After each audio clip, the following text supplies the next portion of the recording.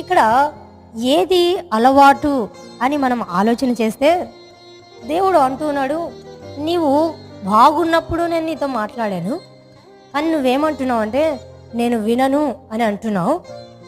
నీకు ఇది ఎప్పటి నుంచి అలవాటు అంటే నీ బాల్యం నుండే నీకు వాడుక అని ప్రభు అంటున్నాడు. ఏది వాడుకయింది?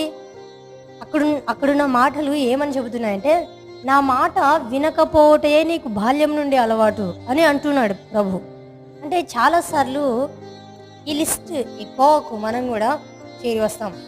చాలాసార్లు మనం ఏం చేస్తామంటే, దేవుడు ఎన్ని మార్లు మాట్లాడినా, దేవుడు ఎన్నిసార్లు చెప్పినా, మనం చిన్నప్పటి నుండి మందిరాలకు వస్తుంటాం, చిన్నప్పటి నుండి దేవుని వాక్యాన్ని టీవీలలో వింటాం, సెల్ ఫోన్లలో వింటాం, పెద్ద పెద్ద మహాసభలలో వింటాం.